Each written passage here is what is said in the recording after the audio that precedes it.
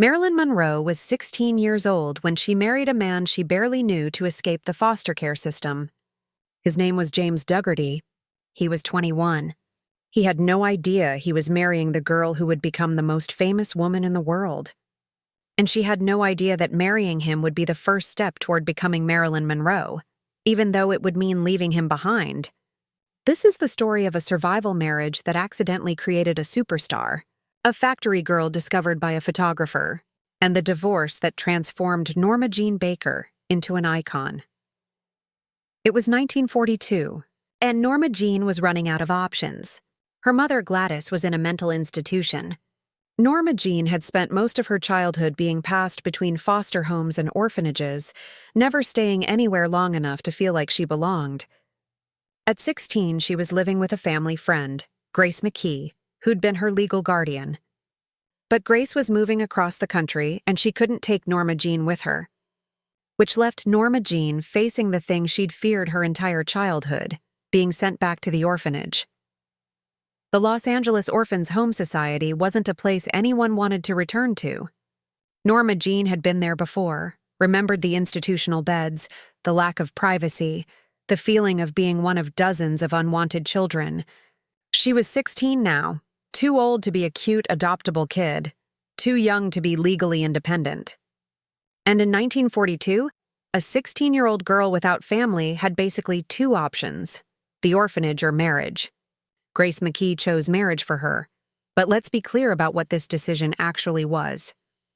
A 16-year-old girl with no family, no money, and no support system was being told to marry a man she barely knew or go back to an institution. That's not a choice. That's coercion dressed up as a favor. Grace probably thought she was helping. Better to be married than institutionalized, right? But what she was actually doing was forcing a child to use her youth and beauty as currency for survival. And that transaction would shape everything that came after. Norma Jeane understood the terms of the deal. She wasn't naive about what was happening. Years of foster care had taught her to be strategic about survival. Marriage to James meant a roof over her head, food on the table, and a social position as Mrs. Dougherty instead of orphan. It meant not having to answer to social workers or follow institutional rules. It meant a kind of freedom, even if that freedom came with a husband attached. So she said yes. Not because she wanted to marry James Dougherty specifically, but because she wanted to not go back to the orphanage. There's a difference. Grace had a neighbor, Ethel Dougherty, whose son James was 21, working at Lockheed Aircraft, and single. Grace made the introduction. James was handsome in an all-American way, athletic, friendly, stable. Norma Jeane was beautiful in a way that made people stop and stare. They went on a few dates. James fell in love immediately. Norma Jeane was more practical about the whole thing. She liked James fine. He was kind to her, which was more than she could say for most men she'd known. But more importantly, marrying him meant not going back to the orphanage. They got married on June 19, 1942, 3 weeks after Norma Jeane's 16th birthday. The wedding photos show a girl who looks about 12 in a white lace dress, standing next to a man who could be her older brother. She's smiling, but if you look closely, you can see something in her eyes that isn't quite happiness. It's relief. She'd escaped. She wasn't going back to the orphanage. She had a name now, Norma Jeane Dougherty, and a husband, and a future that was hers instead of something decided for her by social services. But here's what nobody talks about. Norma Jeane married James Dougherty to survive, not because she loved him. She was 16 years old, had been traumatized by years in foster care, and saw marriage as the only way to avoid going back to an institution. That's not romance. That's desperation. And while James seemed to think he was getting a normal teenage wife who'd cook and clean and be happy in domesticity, Norma Jeane had other plans. She just didn't know it yet. At first, the marriage was actually okay. James was kind to her, which was new. He bought her things, took her out, tried to make her happy. And Norma Jeane tried to be a good wife. She learned to cook badly at first. She kept house. She had sex with her husband even though she found it awkward and uncomfortable. She played the role of Norma Jeane Dougherty, conventional housewife, because that's what survival required. But underneath the performance, Norma Jeane was restless. She was also very, very beautiful, and people noticed. Everywhere they went, men stared at her. Women envied her. James was proud at first, showing off his gorgeous young wife. But then he started to feel threatened. Other men wanted her. She got attention that made him uncomfortable. And Norma Jeane, who'd spent her childhood feeling invisible and unwanted, discovered she had power. Men desired her. That desire could be leveraged. It was the first hint that maybe marriage to James Dougherty wasn't her only option. Wait until you hear what happened when World War II changed everything. In 1943, James joined the Merchant Marines and shipped out to the Pacific. Norma Jeane, 18 years old and essentially abandoned by her husband for the war effort, had to figure out how to support herself. She moved in with James's mother and got a job at the Radio Plane Company factory in Burbank, inspecting parachutes and spraying fuselages. It was war work. Millions of American women were doing similar jobs while their men fought overseas. And this is where the story gets interesting. Because Norma Jeane, working in a defense plant, was about to be discovered. Not because she was trying to be discovered, but because the U.S. military wanted propaganda photos of women contributing to the war effort. In 1944, a photographer named David Conover was sent to Radio Plane to take pictures for Yank magazine, a military publication. His job was to photograph pretty girls working in factories to boost morale for soldiers overseas. When David Conover walked into that factory and saw Norma Jeane Dougherty spraying fuselage in overalls, he knew he'd found something special. It wasn't just that she was beautiful. Lots of girls were beautiful. It was something else. The camera loved her in a way that's hard to explain but impossible to miss. She had a quality that translated to film as pure luminosity. Even in a factory, wearing work clothes covered in paint, she glowed. Conover asked if he could photograph her. Norma Jeane said yes. Not because she dreamed of being a model. She'd never even considered it. But because a photographer wanted to take her picture, and being wanted was new and exciting and validating. For someone who'd spent her childhood feeling invisible and unwanted, having someone point a camera at her and say, "You're special," was intoxicating. It was attention. It was validation. It was proof that maybe she had value beyond just not being in the orphanage. He shot roll after roll of film. Norma Jeane in her work clothes. Norma Jeane smiling. Norma Jeane looking at the camera with an expression that was part innocent, part knowing, entirely magnetic. And something happened during that shoot that Conover noticed immediately. Norma Jeane knew how to work with the camera instinctively. She understood angles. She knew how to position her body, how to tilt her head, how to create the illusion of intimacy with the lens. These weren't skills she'd learned. They were innate. Or maybe they'd been learned through years of reading people, figuring out what they wanted from her, performing whatever version of herself would keep her safe. Either way, the camera captured something real and something performed at the same time, and the combination was magic. Those photos changed everything. Conover told Norma Jeane she should model, gave her the name of an agency, said she could make real money doing this. And Norma Jeane, who'd been making $20 a week at the factory, saw a way out. Not just out of the factory, but out of everything: the working-class life, the conventional marriage, the Norma Jeane Dougherty identity that felt like another foster home she was temporarily occupying. She went to the Blue Book modeling agency. The owner, Emmeline Snively, saw the same thing Conover had seen. This girl was special.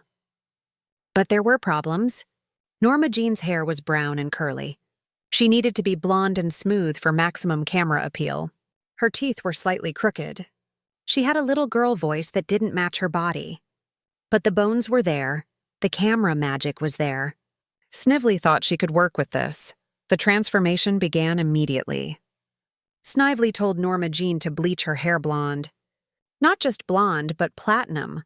The kind of blonde that photographs as almost white, that catches light and draws the eye. Norma Jeane was hesitant at first. Her natural brown hair was part of who she was. But Snively explained, if you want to make it in modeling, you need to stand out. And in 1945, Hollywood platinum blonde meant sex symbol, meant desirable, meant money. So Norma Jeane went to the salon and emerged as a blonde. And something shifted in her when she looked in the mirror. She didn't just look different. She felt different. The blonde wasn't Norma Jeane. The blonde was someone new, someone who could be anything. Snively also taught her how to pose, how to move, how to make her body do things that translated well to camera, how to arch her back slightly to create curves, how to tilt her chin down and look up through her lashes for maximum vulnerability, how to part her lips just slightly, creating the impression of availability without being overtly sexual. These were techniques, learned behaviors, professional skills, but they were also performances of femininity so exaggerated they bordered on parody. Norma Jeane was learning to be a professional woman, which in 1945 modeling terms meant learning to be a professional object of male desire. Norma Jeane started taking modeling jobs, first for photographers building their portfolios, then for small magazines, then for bigger publications. She bleached her hair blonde, learned to pose, figured out how to make her face do things that looked good on camera, and something awakened in her during this process. The realization that she could create herself, that Norma Jeane Dougherty wasn't her only option, that maybe she could become someone else entirely. The modeling work started interfering with her marriage. James came home from the Pacific in 1945, expecting to find his teenage wife waiting for him, ready to settle into domestic life. Instead, he found a woman who was gone all day doing photo shoots, coming home late, talking about photographers and agencies and possibilities he didn't understand. He wanted her to quit. She refused. The fight started. James didn't understand why being a housewife wasn't enough for her. He had a good job. He could support them. Why did she need to work, especially doing something as frivolous as modeling? But for Norma Jeane, modeling wasn't frivolous. It was survival of a different kind. She'd married James to escape the orphanage. Now modeling was her escape from being Mrs. Dougherty forever.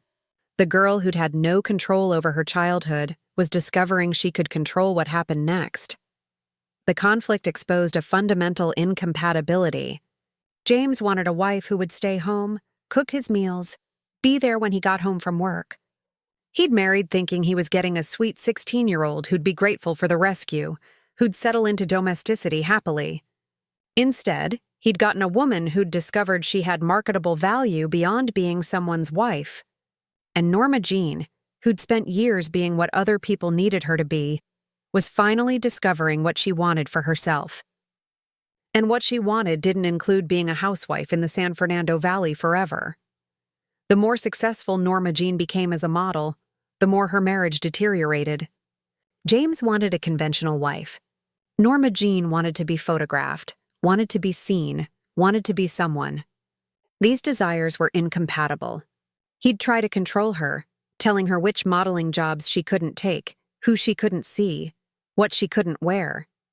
And Norma Jeane, who'd spent her childhood being controlled by social services and foster families, refused to be controlled by a husband. By 1946, Norma Jeane was getting serious modeling work, magazine covers, commercial campaigns, real money, more than James made at his factory job. She was also getting interest from Hollywood. Talent scouts saw her photos and wanted screen tests. This was the opportunity she'd been unconsciously preparing for her entire life. The chance to become someone other than Norma Jeane, the unwanted foster child. The chance to create an identity that was hers, that nobody could take away. But Hollywood studios in the 1940s didn't want married starlets. They wanted single girls, available for the male fantasy, not tied down to some factory worker husband. Norma Jeane's modeling agency told her the same thing. If she wanted to make it big, the husband had to go. Marriage was holding her back. And Norma Jeane, who'd married James Dougherty to survive at 16, realized that divorcing him was how she'd survive at 20. The conversation where she asked for a divorce must have been devastating for James. He loved her. He'd been faithful while overseas. He'd come home expecting to build a life together. And his wife was telling him she wanted out so she could chase some fantasy of being a movie star. It probably seemed insane to him. She was 19 years old, a model with no acting experience, competing against thousands of girls who wanted the same thing. What were the odds she'd actually make it? But Norma Jeane didn't care about odds. She cared about possibility. For the first time in her life, she had a choice.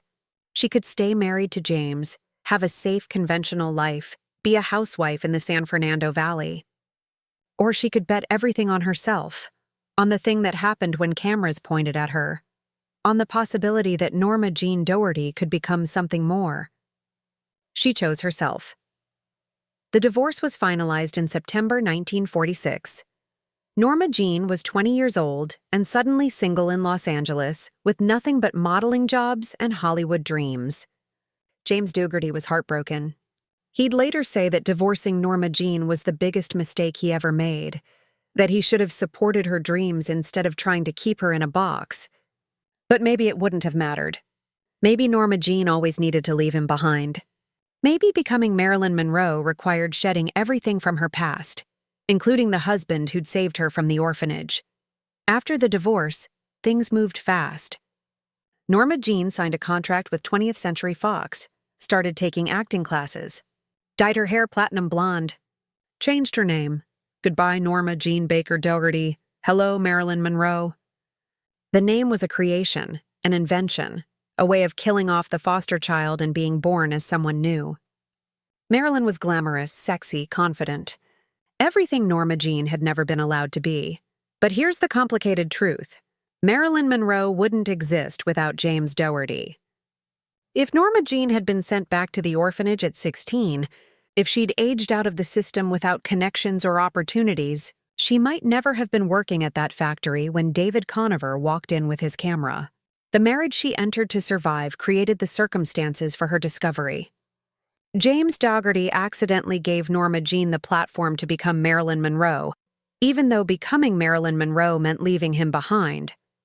James lived to be 84, spent his life being asked about Marilyn, gave interviews about their marriage, wrote a book called The Secret Happiness of Marilyn Monroe, a title that's almost cruel in its irony, suggesting she was happy in their marriage when she clearly wasn't, when she left as soon as she had the chance. But maybe James needed to believe that. Maybe it hurt less to think she'd been happy with him than to accept the truth. She'd married him because she had no other choice, and she left him the moment she did. Years after the divorce, after Marilyn became famous, James saw her in movies and magazines and felt strange seeing someone he'd been married to transformed into this global icon. He'd had breakfast with that person, had sex with that person, had fights about dishes and money and her modeling schedule, and now millions of people wanted her, and she belonged to everyone and no one. The girl he'd married was gone, replaced by something bigger than a person. A mythology, a performance, a fantasy. The story of Marilyn Monroe usually starts with her Hollywood career, with the movies and the fame and the tragedies. But really it starts earlier. It starts with a 16-year-old girl who married a stranger to avoid the orphanage, who worked in a factory during World War II and got discovered by a photographer, who realized she could be more than Norma Jeane Dougherty, conventional housewife, who divorced her first husband to chase a dream that seemed impossible, who took a foster child's desperation and a factory girl's determination and an accidental photo shoot and turned it into superstardom. James Dougherty was Marilyn Monroe's first husband, but he was Norma Jeane's survival strategy.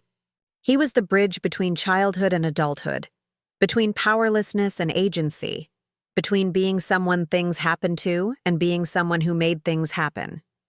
She used him, yes, but she was 16 and desperate, and he was an adult who agreed to marry a child, so maybe the moral calculus isn't as simple as it seems. Maybe they used each other. James got a beautiful young wife, Norma Jeane got an escape from the orphanage, and when that arrangement stopped serving her, she had the courage to leave. What's most striking about this story is how young she was when she made these enormous life decisions. Married at 16, working in a factory at 18, discovered at 19, divorced at 20, Hollywood contract at 20.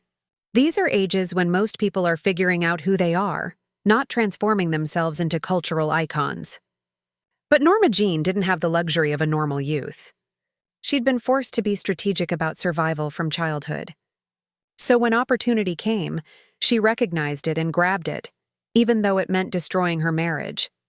The factory where Norma Jeane was discovered, the Radio Plane Company, is gone now.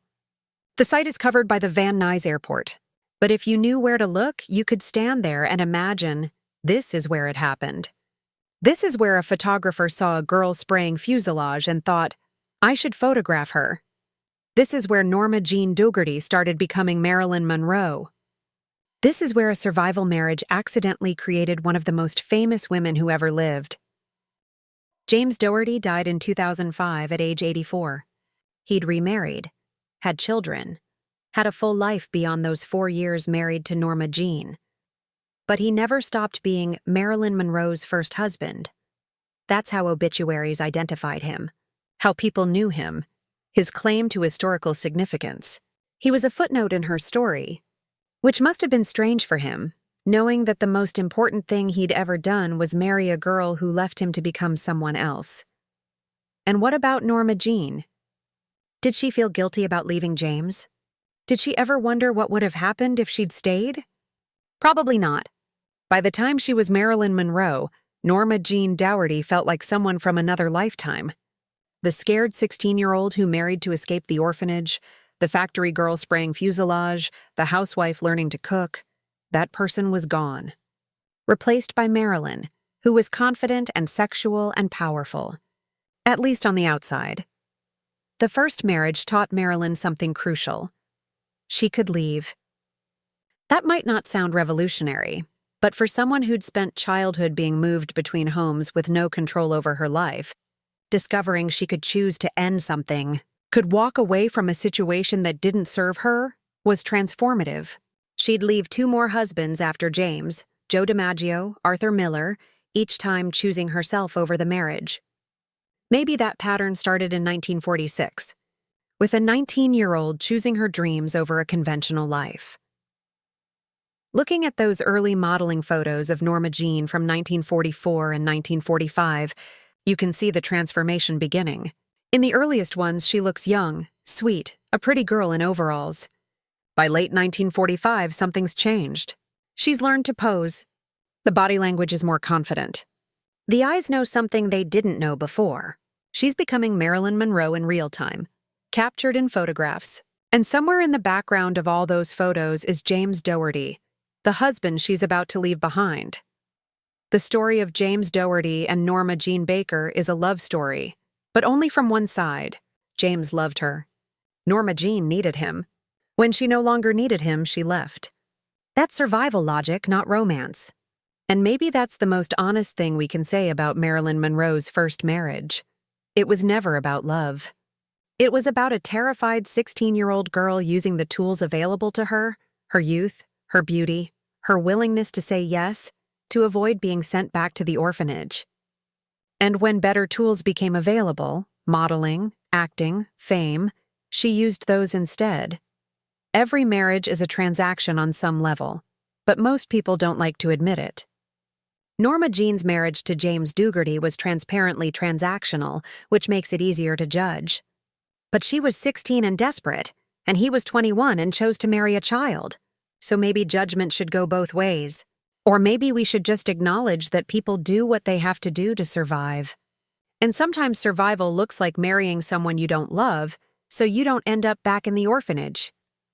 The last time James saw Marilyn Monroe in person was in 1952, 6 years after their divorce. He spotted her at a restaurant, walked over to say hello. She was polite but distant. He was no longer part of her life. She'd moved on so completely that seeing him must have felt like running into someone from a past life, technically connected, but emotionally distant. She was Marilyn Monroe now. He was just the first husband, the placeholder, the bridge between Norma Jeane and the woman she became, and maybe that's okay. Maybe using someone as a bridge to a better life isn't the worst thing a person can do, especially when the alternative is the orphanage. Maybe James Dougherty got something valuable out of the marriage too. 4 years with one of the most beautiful women who ever lived, and a story he could tell for the rest of his life. Maybe it was a fair trade. Or maybe marriages that start as survival strategies are never really fair to anyone involved. What we know for certain is this: without that marriage, there's no Marilyn Monroe. Without James Dougherty saying yes to marrying a 16-year-old, Norma Jeane goes back to the orphanage. She doesn't work at the radio plane factory.